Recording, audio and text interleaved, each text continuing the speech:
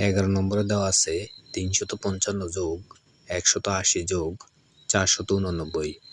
বাক্যটি দিয়ে একটি গল্প তৈরি করি। আমাদেরকে গল্পটি এমনভাবে তৈরি করতে হবে যেন গল্পটির উত্তর হয় এই তিনটি সংখ্যার যোগফল। তাহলে আমরা গল্পটি লিখতে পারি, মিতাদের 3টি পেয়ারা গাছ ছিল। একদিন সে প্রথম গাছ থেকে 355টি, দ্বিতীয় গাছ থেকে 180টি এবং তৃতীয় গাছ থেকে 489টি পেয়ারা পেড়েছিল। সে মোট কতগুলো পেয়ারা পেড়েছিল? তাহলে আমরা গল্পটি তৈরি করতে পেরেছি। এই গল্পটি হবে আমাদের 11 নম্বরের উত্তর। যেহেতু আমরা গল্পটি তৈরি করেছি, তাই আমরা অঙ্কটি সমাধান করি।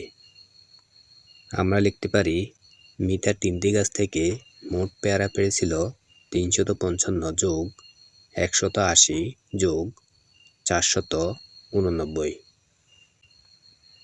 এখন আমরা যদি 355 এর সাথে 180 ও 489 যোগ করি, তবে আমরা পাই 1024 সমান 1024টি।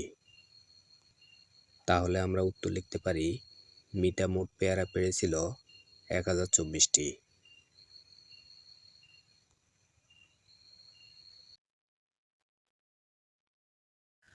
10 নম্বর, 1250 বিয়োগ 960 সমান খালিঘর। গাণিতিক বাক্যটি দিয়ে একটি গল্প তৈরি করি। যেহেতু গাণিতিক বাক্যটির উভয় সংখ্যাটির মাঝখানে বিয়োগ চিহ্ন দেওয়া আছে, তাই আমাদেরকে এমনভাবে গল্পটি তৈরি করতে হবে যেন গল্পটির শেষে দুটি সংখ্যার বিয়োগফলের সমান হয়। তাহলে আমরা গল্পটি তৈরি করি।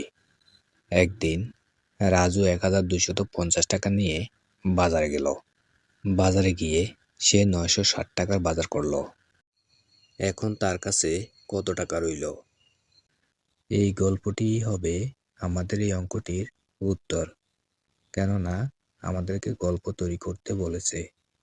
যেহেতু আমরা গল্পটি তৈরি করেছি, তাই আমরা অঙ্কটি সমাধান করি। আমরা লিখব, রাজু বাজারে নিয়ে গেল 1250 টাকা। নিচে লিখব, বাজার করলো 960 টাকা। 1250 টাকা থেকে 960 টাকা বিয়োগ করে পাই 290 টাকা। তাহলে রাজুর কাছে রইল 290 টাকা। উত্তর, রাজুর কাছে রইল 290 টাকা।